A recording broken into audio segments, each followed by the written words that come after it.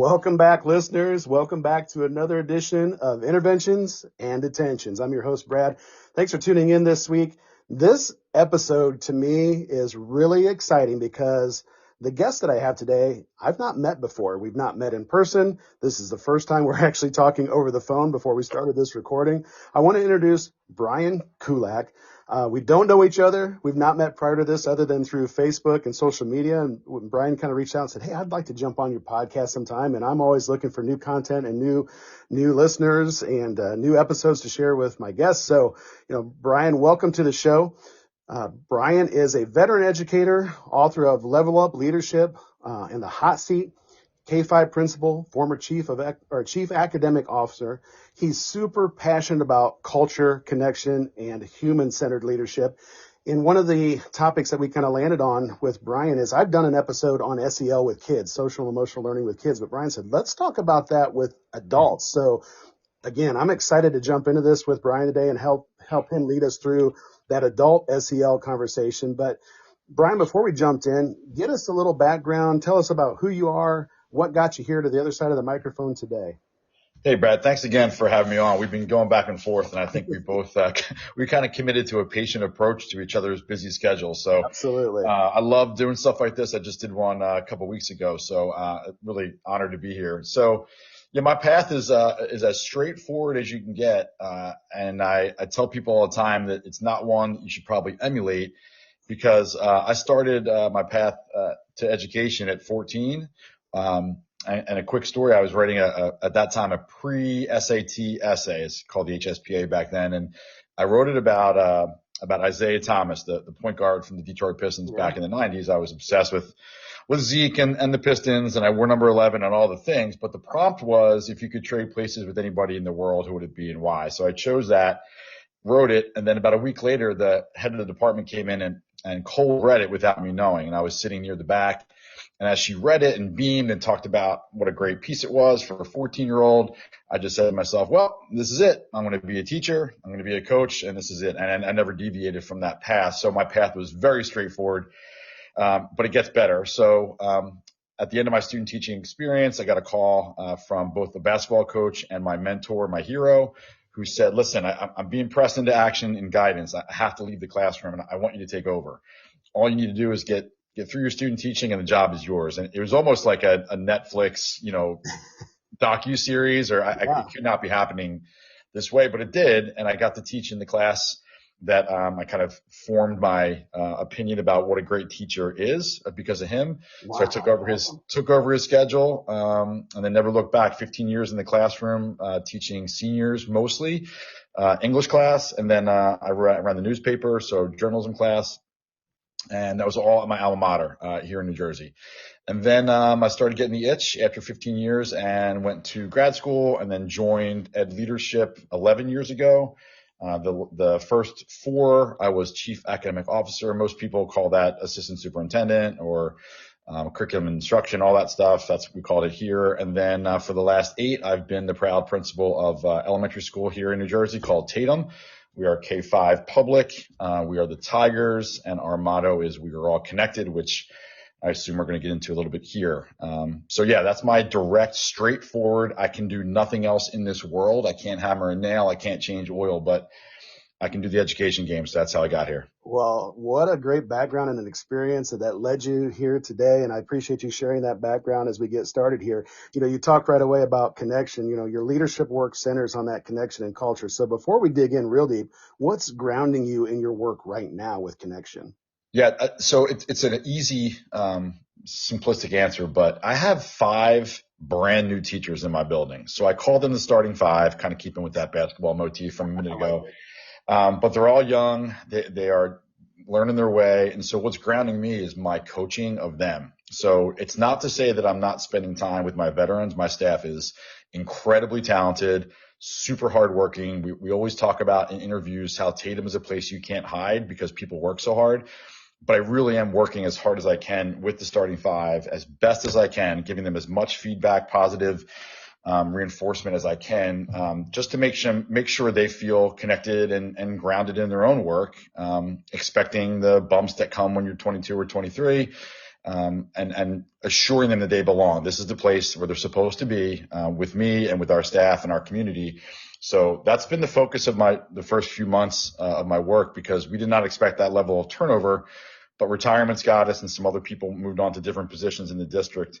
So it's been exciting. I've been really enjoying, kind of reinvigorated by the idea of a bunch of new kids on staff, because I haven't had that in the first 8 years. Yeah, that's awesome. And to have so many at once, like how big is your school, like staff wise, kid wise? Yeah, we're only about 250, Brad. We're the biggest in our district, but we're only 250. We're the only building in the district that has 2 classrooms per grade level. So we're about 250 kids. We got about 30 staff, including aides and lunch crew.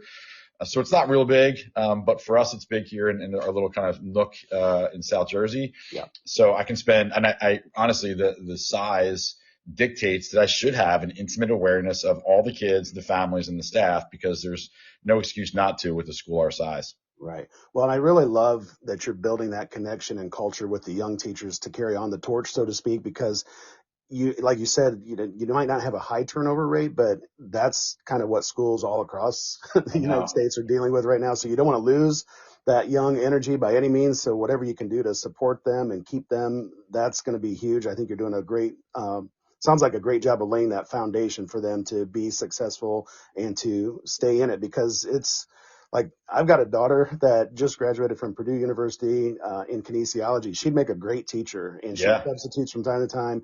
But honestly, I tell you, like, I don't go into education because it's not a great thing these days. Unfortunately, we could have a whole episode just on that probably, but that's awesome that you're supporting those new teachers, and it sounds like definitely building them up for success, especially when it comes to SEL. So let's kind of dig into that now. You started out as an English and journalism teacher before becoming a principal.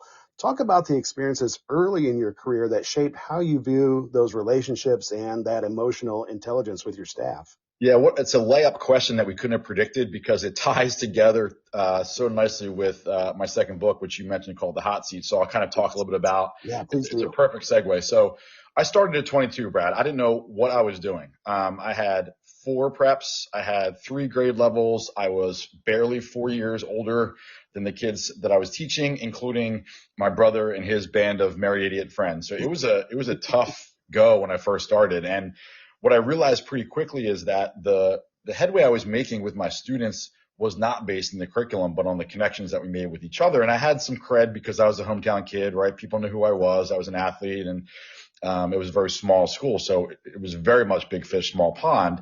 But I think that really helped me. So pretty quickly, I realized that if I could figure out a way to connect with the kids, that would help them connect with the work and their world, which was changing, especially for my seniors, who I miss teaching so terribly all the time. And the seniors were the kind of hallmark of my teaching career. So pretty early in that first year, this is all in the book, but I underplanned, and I finished a novel study on a Thursday. I had nothing for Friday, as well as anybody, that Fridays are typically quiz and test day. I wasn't a good planner, and we were finished. And so I had to kind of scramble, and I decided that what was missing, I would argue probably still is missing from a lot of the English curriculum, is public speaking. So I created this on the fly, this quick activity called the hot seat. I put a chair in front of the room, and I came up with like 15 guiding questions that had nothing to do with anything academic. It was all about the life affirming qualities, about who we are, who we were, where we're going. And I just challenged kids to answer them. So I'll give you an example. One of the first questions that one of the first seniors, this is 1999, got was, who means more to you, mom or dad? Oh. So, without even, and again, it was so misguided really in the beginning, because I didn't know what the relationship with the kid and the family had, but she dove right in. And the next thing you knew, we were having these conversations as close to grown-ups as you can, 17, 18 years old, every Friday. So when I felt like I was, mired in red tape, or I was struggling with keeping kids connected to, let's say, I don't know, medieval poetry or whatever we were studying at the time, I knew I could fall back on the human quality of of education, which really should be what we all use as our North Star. I think a lot of us are getting farther and farther away from it. So to answer your question in a really long-winded way, when I joined leadership, I was like, wait a minute, these are just kids growing up, man. They're still adults. They still have the same concerns and fears and dreams and all those things. So I tapped into that. And the first thing I said to my staff as a principal is, I need you more than you need me. And we all know it. So instead of going in and flexing and parking in a parking spot and making sure that people knew I was the boss, I went completely the other way and just deferred and asked questions and visited classrooms and praised and learned how to build a culture that was already kind of, left for me. I inherited this amazing crew, but there was so much more I could do with it. So that's where adults SEL came to me. We have to do the SEL with the kids, but then for some reason, there's not the same mandate to think about our staffs that way. So I chose to make that my goal. Yeah. And I love that because I think we're a lot alike in that way. Like to me, relationships are so important, whether it's with your students, your staff, parents, whatever. And if you don't have those strong relationships, you don't have buy-in, you don't have credibility, you don't have authenticity. And that's just so huge that you built that. And I love how you started out with, I need you guys more than you need me. And I don't think we tell staff that enough, I agree. Or kids for that matter, I agree. That's awesome. That's awesome. Yeah. So when did you realize that adult SEL piece wasn't just important, but really essential? Well, I think I would pretty much right away, Brad, because one of the first things we did after I made clear that I was in this sort of deferential mode in year one is I just kind of focused all our PD, all our staff meetings on as little red tape as I could get away with and just culture building. So when I started to kind of meet with the staff and learn more about them, a couple of them had invited me to lunch in the summer. So I met with a couple teacher leaders in the summer to get a sense. Now, at that time, I was in a district position, so I knew about Tatum. Everyone knew about Tatum. It was a wonderful school led by this woman named Jen McPartland, who has since retired and was a great mentor of mine. But it wasn't enough for me to know that. I had to figure out how to continue it, right? Sometimes winning the first championship is the easy part. It's repeating that's hard. So that's what I was kind of focused on. So as I heard from, each of the staff members about what Jen did well and what our superintendent at the time did really well, another great leader named Scott Oswald out here in New Jersey, I just started to kind of curate all the things that I was hearing into what I could package into these bite-sized either email messages or beginning and end, bookend staff meeting things that we did to culture build. And then some of it just became really, really powerful. I'll give you a really good example that I hope the listeners would consider. There's a great video called This is Water. And it's a produced video that's set to a much longer graduation speech given by the late American writer David Foster Wallace, who kind of blew up and then unfortunately took his own life. But the purpose of the video and the speech was to remind us that we're not the most important thing in everyone's universe, only our own. So when I showed the video the first time at a staff meeting and it ended, there was just like palpable quiet. And then there were some tears. And I was like, okay, well, this can go one of two ways. Either I really misfired here and this is a terrible idea, or I can open it up and say, let's talk about this video. And ultimately what we talked about as a staff is we really can't do anything without each other. So it might sound like an understatement or something that's so obvious, but unless you call it out loud and then put it into practice, it's really just lip service. So I use This is Water all the time, and I started using it as part of my interview process, Brad. So go through the interview, you're a finalist, I send you the video, and I just say, next time I see you, I want to talk about the video. So there's no more questions about pedagogy or instructional practice. I want to know who you are as a human, right? Because I think that I can teach teaching. I can't teach being a good human. I can't teach being a reflective person who is full of empathy and self-awareness. And that's the kind of people I want on my staff and that I've hired. So that's where this all came from. It's just like, how do I build this really good staff that takes care of each other and takes care of the kids, and that I'm like an afterthought. Like I want to be as, in the background as possible. Right. And that's kind of what we built over the last 8 years. Wow. That's awesome, dude. I'm loving this. And now I'm like, I don't have a pen in front of me, but I got to remember the waters. I got to write this down. Yeah, This is Water. Yeah.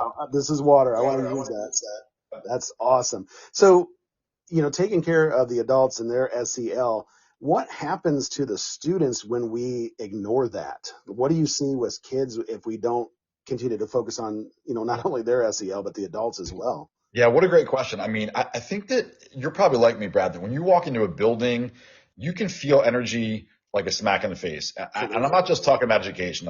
I can walk into a concert and get the feel of what the crowd's going to be like that night, or a game, or wherever I am. I just am such a big energy person. So when I was in my last position, that chief academic officer, every time I came to Tatum, it was bright and welcoming and warm, and you could not deny it. Hmm. But the same can be true of other schools. And I'm sure you've been in them where it's cold and literally cold and dank, and you have to go find somebody to tell you where to go. And there's just not a lot of smiling.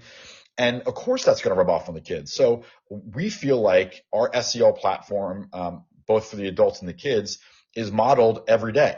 So whether sometimes I'll concoct it. I'll say, listen, I'm going to come in your room at 1 o'clock and say, you know what, I just want to say in front of your students, her name's Miss Olson, let's say, I saw what you did downstairs. No one was watching you. I'm so proud that you're on our staff. I'm just so thankful that you're on our team. And then I'll just walk out. Yeah. So the kids don't know that we might have set that up, but we also just do it by way of, happenstance. They'll hear us talk to each other in a way that's kind and supportive. So even if we are dealing with their own adult stuff, which again is just kid stuff grown up, right? The Yep. kids see it and they feel it. And so they feel more both empowered to ask for help and then able to use that help. And even whether it's a 5-year-old brain or an 11-year-old brain, they'll see us do it. And so they'll emulate that. And I don't think you can overstate the importance of that as a culture builder, because you're right. We could love on the kids all we want, but they'll figure out if we do not if we do not make eye contact in the hallway, or we don't high five each other, or we don't thank each other or shout each other out on our PA system, right? All those things are such easy lift things to do that goes so far for the kids and the adults, because the goal then, Brad, is these kids grow up to be bigger versions of what we tried to, kind of create in elementary school, which I think helps our middle and our high school. Yep. Yeah, the timing of this is awesome, Brian, because I don't know if you caught my episode last week, but it was called The Adults in the Room. Oh, yeah. And it was very focused on our adult behavior. So this episode it's just lining up so nicely, because one of the things I talked about last week were how kids are mirrors of us. Yeah. So what we bring into the classroom, into the school building that day, good or bad, kids are going to emulate that. They're going to mirror it. They're going to, they're going to either act out like we are, or they're going to be, having a great day like we are. So it lines up, what we bring in, they're going to show, they're going to reflect. And I feel like we forget that a lot of times as adults. We can either make or break our day, honestly. Completely agree. Yeah. It's all a choice, man. And again, I want to be clear that adults are allowed to have bad days, right? Absolutely. Guy once said to me, I really, really respect. He said, the problem with teaching is you're on stage 7 hours a day. You're not allowed to be tired, sad, hungry. You have to push through. And it's such a challenging, job in all ways, right? So even if we are giving our students 70% of ourselves, that's way more than they might be getting at home. And that's the back end piece of this, is those 7 hours we spend with them might be the safest, happiest, cleanest, most fed 7 hours they get. So we kind of owe it to them to honor all of that by honoring each other. Right. So how do you respond to maybe staff, or even it could be parents in your building? Like when we talk about SEL with the adults, like I've had pushback from different people in my building, like, oh, this is just psycho mumbo jumbo. That's not, SEL is not a real thing. It's just fluff. It's more of an initiative. But you and I both know it's a real thing. And like I focus a lot of training with my staff on ACEs with kids. Sure. Yeah. Like, I can still remember, and I talked about this in an earlier episode, when I first learned about ACEs and I was going through those 10 questions, and I got through about number 6, and a kid just instantly came into my mind, like, oh my gosh, he's probably, answered yes to 3 or 4 of these questions, and he's at a high level of trauma, and this is why he acts the way he does, because he can't deal with these things. Yeah. And I even want adults to, ask themselves those same 10 ACEs questions, because sometimes I think we forget that even as adults, as a child, we went through some of those same traumas, depending on our background. So how do you respond to those people when they say, yeah, that's not a real thing, SEL, it's just fluff? Like, what's your comeback? Yeah, it's a great question, and it's become a pretty stock comeback for me, and it also is very limited. I don't know if it's because of where we live, the political climate in New Jersey. I really don't know what it is, but the SEL detractors are so few and far between, which is wonderful. But my answer is always this: just imagine you didn't eat all night last night. In fact, you didn't eat for the last day and a half. Or let's imagine that you didn't sleep all night, and then you come into your work environment and your boss says, I need that blah, blah, blah on my desk in the next hour. You are not at your best, but you have to do it because that's your job. That's what you have to do to put food on the table or whatever. But the same applies for kids. Like if you have a kid who clearly hasn't slept or just got his butt kicked by his alcoholic father, and then it's 9 o'clock and you're like, all right, guys, we're going to do our math lesson right now. That kid is never going to learn math at that time or maybe ever. So my response to SEL being fluff is it's actually not fluff as much as it's mandatory. I know one of the things we talked about in the pre-show is like, why is this stuff not mandatory? Yeah. It has to be because we have to teach the human before we teach the subjects. Again, a mentor of mine once said, whenever somebody asks me what I teach, he says kids, not a subject area. And I think that's the hallmark. That's the foundation of SEL. It's not an initiative, man. It's a way of life. It's the best way for kids to learn, to make sure they feel safe and regulated, whether you're using ACEs or zones of regulation or emojis or, inside out, whatever, cartoon Right. characters. Yep. They have to be able to identify how they're feeling. And then we have to adapt to that on the way to them learning, because learning we expect to happen at all times during the day, but it absolutely is not. Just like you and I are not productive, let's say at 2:30 when we need a cup of coffee and we're so tired, or we just got beaten up by a parent or a superintendent or whatever, we have to go back to what we can do to ground ourselves and make ourselves ready to be the best we can be as leaders. And the same goes for kids. And I think we've gotten more buy-in because parents are like, yeah, you're right. I don't know how to get through to my kid. My kid's really struggling in blank. Okay, well, let's get him in school. And we have a crew of people who can help, myself, our wellness team, whoever the case may be. But I guarantee you, parent, we're not going to force your kid to read until we know that he is ready to learn on that day, whether it takes, 10 minutes or an hour. It's just not negotiable. Right. Well, we talked about kids being mirrors for the teachers, and I think teachers are then mirrors of us as leaders, and modeling that emotional intelligence is such a big thing. And we'll even call it emotional, EQ, emotional Yeah, of intelligence. course. We have to model that and show it. Talk about a time when you as a principal, as a leader, had to model, being vulnerable or maybe some emotional regulation, whether it was with a kid, a parent, a teacher. I'll let you kind of pick, but talk about a time when you had to just model that through that experience. Yeah, I think so many come to mind because I think I'm probably more open and self-aware than most people in our position. I think especially men. But two things come to mind. I have wicked anxiety, Brad. I mean, that's kind of who I am, and I didn't know what it was or how to handle it until my 30s. And it wasn't until like medication and therapy that I really started to understand how my mind works. Now I totally understand how my mind has worked all this time. So rather than keep that as a secret or try to have my staff figure out when I'm feeling anxious, I just told them straight up, this is something I have to work through all the time. I have way more tools than I had, when I first started teaching, but, it explained sleeplessness in college or when I first started teaching. It explained like repetition of things or song lyrics getting stuck in my head because it's something I can control. That's all part of the anxiety brain. But I think it was important for them to know that. So I told them. And then when I got divorced about 3 years ago, and when it was clear that it was going to happen, I didn't tell them then. I told them 3 months later. And my message to them was like, I'm okay. And I wanted you to see this version of me as opposed to the version that you probably saw as kind of broken down while I was going through it. So I think there is certainly a boundary that has to be in place between leaders and staff. But I think if you are leaning toward the human and away from the sort of robotic, bureaucratic, you're going to do better and you're going to feel better about who you are as a leader and as a person. And I think then your staff in particular is going to feel like you're a guy or a woman that they can go to. Like, I'm going through this thing at home, or I'm going through this thing with my kid. I'm older than most of my staff. I've been through a lot more in education and life. So I think they come to me as a mentor as well.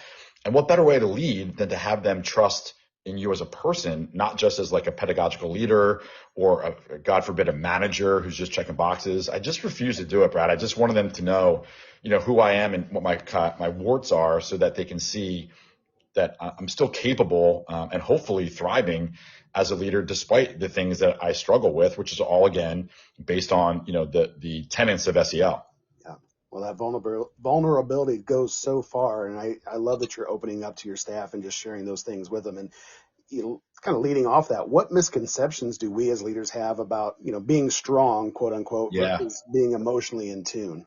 Yeah, it's a great question because I think it's fleeting, but there's still a narrative in society that, the leader has to be. That word strong, I think, has taken on so many different incarnations over the years. But being strong as a show of masculinity, let's say, or an imperviousness to flaws or trauma or anxiety, depression, whatever the case may be, is disingenuous. And it does not tie into what we're talking about in this episode. And what I think is so important about our leadership is that those things are going to happen. So in my strength, I would hope, is illustrated by my vulnerability and say, I need help. I need a day. I need you to take this on for me. I just can't do it right now.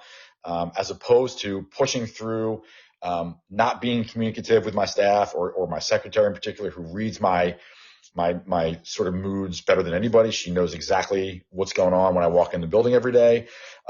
So my strength is in vulnerability as opposed to this faux, I don't know I guess again, this faux masculinity that I come in, I bang my chest, we're going to do things my way, despite what might be going on in my life or yours. And frankly, Brad, what's happening in our world, in our country, is not helping.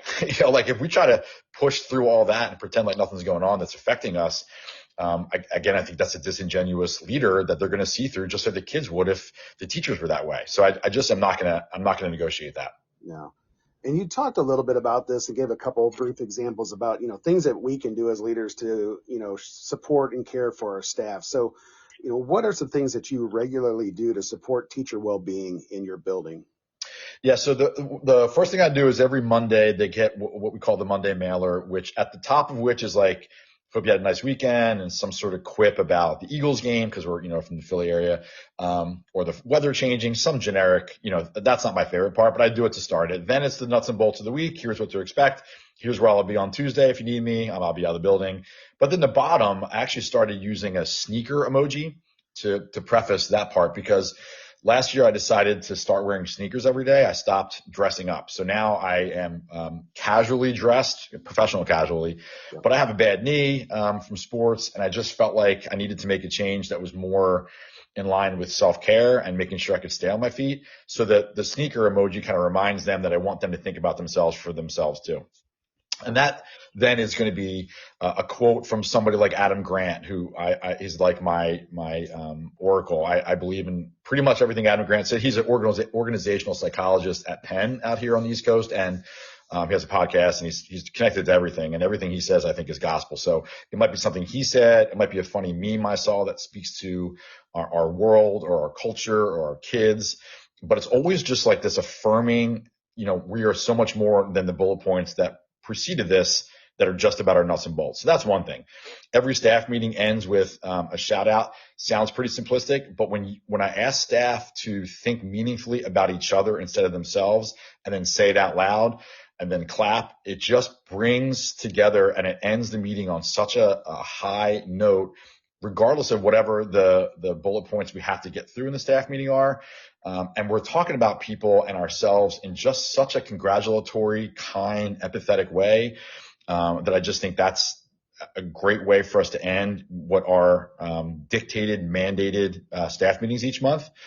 And then I'll do a silly prize once a month. So one staff meeting is nuts and bolts and one is culture building. So like one time the board game Apples to Apples, where it's like a noun and then there's adjectives. You know that board game? Yep, absolutely. Yeah. So we did that where everybody got a card, and then three further cards that you had to assign to a colleague.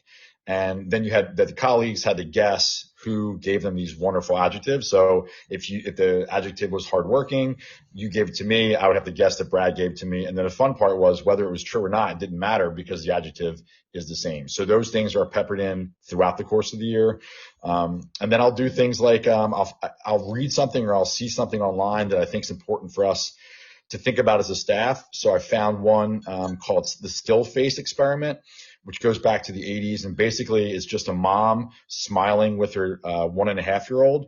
And then she turns around, and when she comes back around, she refuses to smile or acknowledge the kid. And the kid starts to act out, cry, do all these things because he doesn't understand why mom has changed.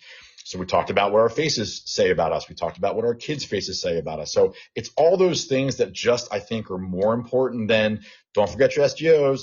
Don't forget your PDPs, like all that stuff that no one wants to hear about that does not help build up our culture. I just kind of prioritize for our staff. All the acronyms in education. Oh my gosh, please go away. I know, right? Well, and kind of right aligned with that, obviously we have to have accountability as leaders and staff. Of course. And, that's the part of the job that I dislike the most, I think. Like I love spending time in classrooms. I hate writing evaluations. Yep. I love giving feedback. I hate scripting the evaluation, all that stuff. But how do you balance as a leader that accountability piece, but also the empathy piece as well? Yeah, I think the accountability piece is the piece that's the least human in our field, right? Like you have to do SGOs, you have to do PDPs, I have to do KPIs, I have a boss who tells me to do things that are based on the data. But the balance is that, scatter plots tell us such a small or paint such a small picture of our students that if we don't do the extra requisite work to figure out who they are as tiny humans, then we're doing a disservice. So the balance is I will spend time in my office with the door closed, rarely, but when I do, like today, it's a great example, from 1 to 3, and actually 1 till I left for this call, I was finishing up my 504s, and that took me 2 hours. I have so many that it took me 2 hours. Wow. I don't love it, but while I'm doing it, I'm thinking of the kid that I'm creating these accommodations for to make sure that he or she is successful. So I know I have to do it. And on the back end, it's going to help the kid. But to offset that, I made sure that I spend a lot of time in kindergarten, because whenever you get overwhelmed as a leader, go to kindergarten and the world changes, right? It's just so fun and curious and silly down there. So I went down to kindergarten to offset that. I made sure that we did some gratitude grams this week because of Thanksgiving coming up. So I wrote out gratitude grams and made sure I put them in the mailboxes of the folks who I wanted to get them for me. I made sure I checked in on my starting 5. I did the things that fill my cup, knowing that at 1 o'clock, that door is going to have to shut and I got to get through some of the red tape stuff. So you just have to be intentional about it, just like anything else. If I don't put it on my calendar or put it in my brain, it's not going to happen. I'm going to get stuck in my office for hours. Absolutely. Yeah. Well, thinking of culture now, and again, we as leaders, part of our job is to monitor, measure that. How do you do that in your building? How do you keep a pulse on that culture? Yeah, another good question. So one thing I started doing about 5 years ago is I take 2 of the mandatory staff meetings that we just talked about, and I'll run through the bullet points. I won't put anything at the end for us to connect, and I just leave. And I allow them to have their own sort of session led by a teacher leader to talk through things that are bugging them about the district or me or, initiatives or curriculum. And then one teacher who, usually nominates herself will come in and schedule time with me to talk through it. And that has created such emotional security. Now, I don't think we really needed it, Brad, to be honest with you, but there's no reason not to offer it anyway. So once in the winter and once in the spring, that will happen. I will make sure that they have time together to really just vent. And especially for the starting 5, I want them to hear it's okay to complain. It's okay to ask for help, even if it's about me, because I think I've established that, again, I'm self-aware enough. I know I have lots of flaws. I have lots of room to grow, that I won't know exactly how to do that unless they are providing that to me. And I think that's a really important piece. We also started doing this thing called think tanks, which is not revolutionary, but I just offered one Thursday a month where we just come together. It's almost like an ed camp PD style thing where, hey, I have this thing I want to share with you. Come and go as you please, but I think it might be fun for you guys to listen to this. And it's not me, it's led by staff. So we had mentioned AI earlier before the call. Well, I have a 5th grade teacher who's a master at it. And the teachers who weren't doing it and were afraid of it were like, oh my God, he's a young guy. He's like, oh my gosh, I can't believe I can do all this stuff with the click of a couple keystrokes using ChatGPT. So again, just like honoring each other's expertise, because one thing I learned in my last role, Brad, is that homegrown PD is where it's at. I mean, I know we have a budget, and I had the budget. I had to go find expensive speakers and expensive programs to come in and talk to us. But ultimately, it is that ed camp, vote with 2 feet, learn from each other model that I think has served education the best. And so that's kind of what we do at our school is let's learn from each other as opposed to me just kind of pushing out agenda items or procedures and protocols that I think are important because they're really not. Yeah, I call that the experts among us. We have so many in our buildings, right? And we don't tap into them, or we don't think about that enough. And I think sometimes when we just kind of sit back and reflect, like, oh my gosh, if you would just come talk to, or just have a session, say, hey guys, I want to talk about, Chat GPT or whatever it is I'm a guru in. It's amazing how we can glean things from one another and save money and save time. Just lean on each other a little bit more, both academically, but also socially to fit into that SEL stuff. And going to kind of wind down with one more heavy question before we get into some fun things and wrap this up. When that culture slips, gets fractured, how do you rebuild it in your building? You've got so many ideas of how to start it, support it along the way, but it's going to happen and probably has where, you have a blow up or an argument or, teacher doesn't feel supported. How do you rebuild that and get it back to where it was? Yeah, it's funny because this happened in my class. So I think I just borrowed from myself, 25 years ago. But I remember I had a class of juniors and it just wasn't working, Brad. They weren't vibing with me. I was not doing what they needed to do. It wasn't a fun environment. And I'll never forget, we had a fire drill that interrupted another like poor lesson by me. And when we came back, there was this like pall over the class, and I could tell that it was time. So I said, you know what? Our class got interrupted anyway. I think we need to talk. And I think I need to hear from you. So I remember this kid, Anthony, sat in the back. He was real outspoken, and he and I became really close, probably as a result of this. But him and this other kid, Dave, just kind of laid out what I guess the class had been talking about during the fire drill. Like they were actively talking about like what wasn't working. And honestly, it wasn't petulant. It wasn't like teenage nonsense. It was valuable feedback for like a 23-year-old kid who was just trying to get through the day. And I thanked them for it. And then we just kind of moved on with some new ideas about instructional models. Like they thought I was doing too much. It was an honors class and they were bored. And I was appalled. Like at that point in my career, I was like, I know the stuff. You don't know the stuff I'm going to give to you. But they did. They were capable of so much more. And they just said they thought it was an environment that they could do more in. They want to do more group work, yada, yada. And I just felt like at that time I had a decision to make. Again, we just talked about this, but do I puff my chest out and say it's my way or the highway and this will be reflected in your grade? Or do I say, thank you, I'm going to think about this, I'm going to get better? That's what I did. And so from that moment forward, I thought about that conversation every year with all my kids. And the same thing goes with my grownups now, right? So of course, I know when things aren't going well. I know when it's me. I know when it's the district. I know when turnover is happening or there's a contract squabble or whatever. I just refuse to bury my head in the sand. So what I typically do, Brad, is I have a really strong group of teacher leaders that are tapped into pretty much everything. So one is named Heather. I want Heather to be a principal more than anything, but she's not going to do it, but she'd be great. So if I know things are going wonky, I will call her in. I'm just, all right, tell me what's going on and how do I address it? So, and she tells me, but that all comes from, you can't do that if it's so far after the fact, you've built no capacity for those kind of conversations and you hit somebody with it. No one's going to be forthcoming with you. No one's going to be honest, especially when they know they got to call you out. When I've said something wrong or one of my ideas flopped or I have to kind of answer to what's happening at the district level, which might not be received well, or it's again, a union thing. All these things are my responsibility, but if I don't know what's happening, I can't address it. They have to be able to tell me. So head it off at the pass, get it in early with people you trust, and then let that person be the mouthpiece for the rest of the staff because they say, okay, well, if Heather talked to him and it went this way, I think we're going to be okay. I think we can move forward with it. And then I will address it in a staff meeting or an email, whatever the case may be. But you can't bury your head in the sand, man, especially if it's about you. You have to be able to be ready for that kind of feedback and then get better. Take the ownership, man. Yeah, exactly. Yeah. And I think that's another part of being vulnerable as leaders don't want to do that sometimes, but it goes so far in building that trust and respect with your staff. If we're not perfect and we're not going to do No. everything right. We're not going to say everything right. We're not going to handle every situation right, but Yep. we do our best. And if we let teachers and staff know, I think they understand and they like to see that, a vulnerability and ownership of, hey, I messed up. I'm going to do it different next time. And I appreciate your feedback. So I love that. Yeah.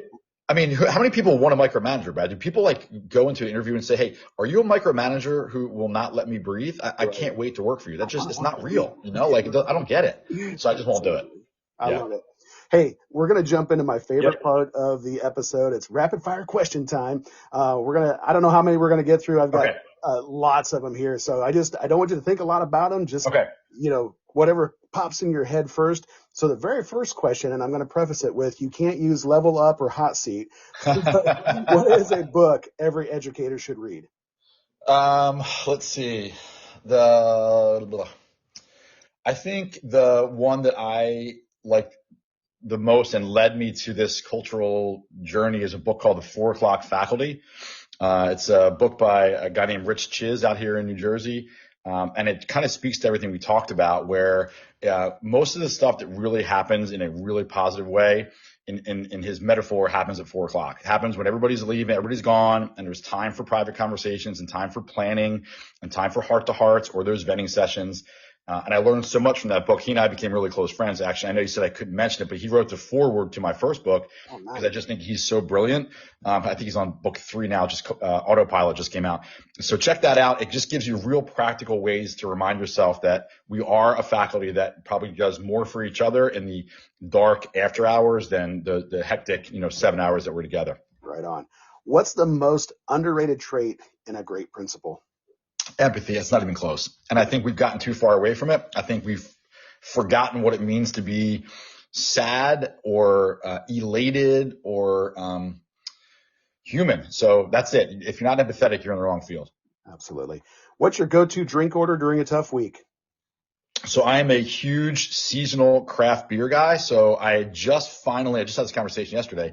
I love the fall, but the fall beers are going away. So now we're going to move into our winter, our stouts and our porters. So I will indulge responsibly, Brad, moving into the winter. I love it. What is your go-to rock out song? Oh my gosh. Well, I think you probably did some research. I'm a huge Pearl Jam guy. That's my band. I love a lot of bands, but there's so many great Pearl Jam songs. I think one that is super underrated is called Hold On. It's from a album called Lost Dogs. There's a bunch of B-sides. Yep. It's a great rock out song, and that's one that's in my constant rotation. How many times have you seen them in concert? More than I can count. And really? I'm awesome. I'm really worried that now that Matt Cameron has left from behind the drum kit, that they're going to go in a different direction. So every time could be the last. Yeah. I'm a huge Foo Fighters fan. I've only seen them once, and now that Taylor Hawkins is gone, it's like, I don't know that I want to go see him. And all these bands, like, I don't know how old you are, but I know we're probably not too far off in age. I'm an 80s kid, early 90s music. All those bands that I would love to go see, the Motley Crues, the AC/DCs, I'm like, I don't know that I want to go listen to them because I don't want to be tainted on how great they sounded in the 80s versus. That's true.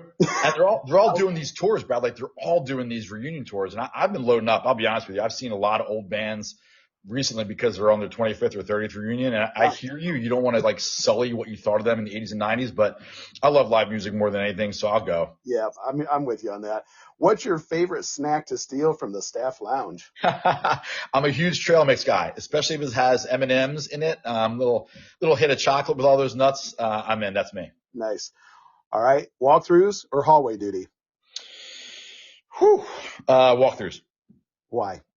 I think that there's more to be gained from even the verbiage of it not being a duty, because it means it's my choice to have done it, and I'd rather spend more time doing things that I want to do with my staff than something I'm forced to do. Gotcha. Spirit Day outfit. We have a lot of these in elementary schools. Do you go in all in, full commitment, or bare minimum? No, I really don't. I think I should probably get better at this, to be honest with you. I do not go all in. Typically, it is something athletic when we're doing Spirit Days. I still play baseball 8 months a year. So I usually just wear my uniform and let kids, kind of, ask questions about my playing. So I don't do as much as I probably could because I want the kids to be the focus, not me. Nice. What's one word that describes your leadership style today? today. So I read Let Them over the summer, and while I think there's lots in there that is kind of nonsense, I have started to take a lot of what she said in that book. So I think this year I have been more adaptive than I ever have before. Nice. All right, let's wind this down, buddy, because we're shooting at 44 minutes already. Brian, I could talk to you all night long. Same. I Yeah. love this. I think we have a lot in common, and I'm hoping we've budded a little bit of a friendship here. And this is not the last time we'll talk, for sure. Awesome. I love that. Yeah. And I know Yeah. I got to go out and buy some books this week. So, Yeah. As we wind down and as we close this out, if a school leader that's listening wants to improve adult SEL starting tomorrow, what's the first step? Ask the staff. What do you need from me to make us better, and how can I make that happen for us? And then go from there. If you try to do it without the buy-in, then that is your vision, not theirs. I love it. What's one more thing that you hope leaders remember from this conversation today? I think that we're all flawed, and if we don't accept that, then we are not being honest with ourselves and our staff, and it will be seen through very easily. Nice. Hey, Brian, thank you so much. Just talking about adult SEL, I'm glad you brought up the topic when you approached me like, hey, let's talk about this. Let's get it on your podcast, because I focus a lot on the kids and just, school in general, but we forget about the other adults in the building sometimes. So we got to take care of our staff. That SEL piece is so important, and it's not fluff. It's not optional. We got to keep it in the forefront. I appreciate you jumping on here today. Where can listeners find out more about Brian? Yeah, great question. So over at briankulak.net, where my blog, references to my books, Level Up Leadership and The Hot Seat. My consultation stuff is on there. And then actually, Brad, this might be good for you down the line. So I host every Thursday night at 8 p.m. Eastern on Instagram, The Hot Seat Live. So basically, the first story I told about The Hot Seat way back in 1999, I bring it to 2025 with former students and really anybody who was an interesting person. So if you ever want to hop on, I'd love to have you on, and we'll kind of flip the roles and you can be in the hot seat. But that's every Thursday night on Instagram. And then obviously I'm really active on Instagram, Twitter, and LinkedIn. So you can find me there. And then Brian Kulak 11 at Gmail for anybody who wants to ask direct questions or has questions about the books or consultation. Awesome. And I'll try to include all that in the social media descriptions when I drop this episode on Friday, so people can easily access you. Dude, thanks so much. I've really enjoyed this. I wish you were closer. I might have to make a trip out to Jersey sometime. I love visiting other schools and meeting other principals. And please do. Never been out east before. It's past Philadelphia. So yeah. I mean, that's not too far away. I can get out there and see you sometime. We're 10 minutes from Philly. My school's 10 minutes from Philly. So you get out here, you're going to be a guest of honor. Awesome. I'll take you up on it, and I will take you up on your Thursday hot seat invite real soon. I would love to do that. Cool. Hey, thanks again, Brian. We might even have to get you back on another episode sometime because, again, I think we could just talk and talk and talk. So I love it. Thanks for having me, Brad. Appreciate it. Thank you so much for taking time out of your busy day. Hey, folks, thanks again for tuning in this week. We'll be coming at you. We're leading up into Thanksgiving next week. We've got a couple more episodes to jump out before Christmas time, so just keep tuning in every week. This is Interventions and Detentions. I'm Brad, and don't forget, this is where the real learning begins. See you next week.